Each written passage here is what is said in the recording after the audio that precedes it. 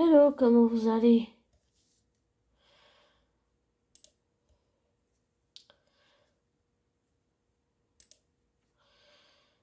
Euh, Désolé pour le dérangement. Euh, et désolé pour le bruit. Je voulais faire un audio sur Sylvie et Loki. Sylvie and Loki is complicated relationship. Je trouve, avec un peu de recul quand même si j'aime pas Sylvie, à cause de ce qu'elle a fait à Loki, je m'aperçois que c'est un couple vraiment très complexe et très compliqué. Même s'ils forment un beau couple, Sylvie et Loki forment vraiment un très beau couple. Et son amitié avec Mobius est très belle, très magnifique. J'aime beaucoup, beaucoup, beaucoup. Et aussi sa relation avec Becca, ce qui est plutôt bien, je trouve. Et, euh, et aussi avec Thor et tout. Et Frigga et Odin, c'est pas une mince affaire. Et c'est pas tout rose non plus. Parmi tous les proches de Loki, c'est vrai que c'est pas rose tout ça. Mais je trouve que la série est vraiment bien développée. Et oui, je sais pas si je change d'avis sur Sylvie, mais je m'aperçois qu'ils font un bon couple et un beau couple, mais que ce n'est pas simple et que tout est complexe et tout compliqué dans leur relation. Et je pense même que Sylvie l'est pas encore, mais qu'elle va tomber amoureuse de Loki. Et je le redis, contrairement à beaucoup, je vois pas Sylvie et Loki comme ah Loki il est tombé amoureux de lui-même. Non, je vois juste un couple, Sylvie et Loki, qui s'aiment. Mais c'est compliqué comme couple, très complexe et compliqué. Peut-être que je suis bête de pas m'en être aperçue avant, mais c'est vrai que c'est un couple très complexe et compliqué. C'est très difficile de savoir où tout ça va aller. J'ai aucune idée de où cette relation amoureuse risque d'aller, mais même si j'aime pas Sylvie et que je la déteste à cause de ce qu'elle lui a fait, pour rappel, elle l'a envoyée dans une autre TVA et elle l'a trahi au passage, mais d'un côté je me dis c'est bien fait pour Loki, et puis d'un autre côté je me dis non, c'est un peu cruel. En fait, je me dis bien fait parce qu'en fait maintenant il sait comme il ressent ce que Thor a ressenti à chaque fois que lui a trahi Thor, donc il, maintenant il est à la place de son frère Thor, il ressent ce que Thor a ressenti à chaque fois que lui, Loki, l'a trahi. Et dans ce sens-là, je me dis, mais c'est mérité, mais dans un autre, j'aime pas ça parce que je pense que Loki a le comment on pourrait dire ça? Je pense qu'il y a un traumatisme caché chez Loki, c'est le fait qu'il a été adopté, que ça a été un choc quand il a découvert ça, ça a été un choc énorme psychologiquement, émotionnellement, c'est un choc énorme, vraiment énorme. Et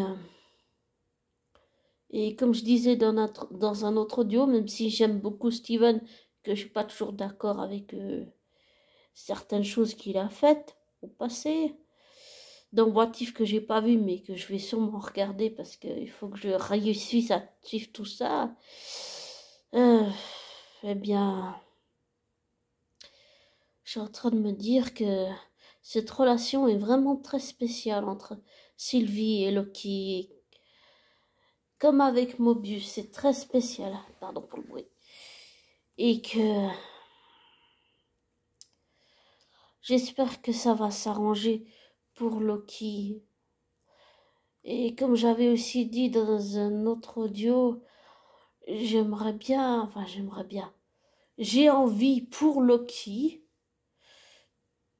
pas pour moi, mais pour Loki, j'ai envie que les choses s'arrangent. J'ai envie que il y ait un épisode où toutes les choses sont mises à plat avec Thor et qu'ils puissent discuter deux, trois épisodes comme ça, qu'on sera consacré entièrement à Thor et Loki, où ils prennent le temps de mettre les choses à plat, de dire les choses, de s'arranger, que pour avoir une meilleure relation et mettre les choses à plat comme ça. Ce serait super d'avoir trois épisodes au moins comme ça, montés de telle sorte que les choses s'arrangent entre Loki et Thor, même si c'est complexe, compliqué, difficile, dur. Il y a sûrement un moyen que Loki puisse réparer leur relation. Et je pense que il y a des chances que Loki soit le frère que Thor mérite, et Thor a des chances d'être le frère que Loki mérite, parce qu'il réussirait à explorer tous les points de vue, toutes leurs divergences, tout ça, à s'expliquer pourquoi ils sont pas d'accord, pourquoi ci, pourquoi ça, tout ça. Et tellement de choses entre eux, tellement d'harmonie, comment on dit ça? Ah, j'arrive pas à dire, pas de haine, enfin si, un peu de haine, d'amour, de haine, mais animosité, je sais pas comment, j'arrive même plus à dire le mot, animosité, voilà, ça pourrait aider à débloquer cette animosité entre eux. Et je pense que Loki arrêtera pas de chercher Sylvie, et j'ai l'intuition qu'il a le sentiment d'avoir fait une connerie, qui veut la réparer et qui s'investit corps et âme, et émotionnellement également. Et qu'il va vraiment ramer pour réussir à trouver la confiance de Mobius, mais qu'il va réussir en étant sincère, en étant honnête.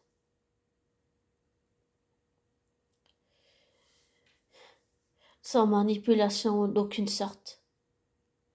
C'est la seule chance pour Loki de pouvoir réparer sa relation avec Mobius, pour que son meilleur ami se souvienne de lui. Et je pense que ça évoluera bien plus que juste une relation geôlier-prisonnier. Non, c'est une amitié beaucoup plus forte que ça. C'est plus que ça. Je pense que leur amitié est capable de surmonter toutes leurs épreuves et que son amitié avec Mobius, c'est capable de surmonter beaucoup de choses. Et que son amour avec Sylvie, c'est aussi capable de surmonter beaucoup de choses, et notamment tous ces multivers et tout, ces variants, tout ça, tout ça. Et son amour avec Thor, c'est aussi capable de surmonter beaucoup de choses. Et l'amour qu'il a pour sa mère également, pour Frigga, sa mère adoptive. Je pense que tout ça peut s'arranger d'une certaine façon. Il suffit que Loki soit honnête. Mais c'est pas tout de le dire, c'est bien beau, mais c'est le plus dur, c'est accepter d'être honnête. Et je trouve que c'est très révélateur, cette quête de rédemption chez Loki. C'est très... T'as envie de faire la même chose, t'as envie de croire que les choses peuvent s'améliorer, que c'est encore possible dans notre monde actuel. Et je vois à quel point Loki, comme beaucoup de fans, à quel point de l'intérieur Loki a changé, beaucoup changé, et dans la meilleure version de lui-même. Et j'ai envie que ça continue, parce que ça me plaît beaucoup ce que je vois. Et j'ai envie que ça continue, et j'ai envie forcément du meilleur, enfin forcément.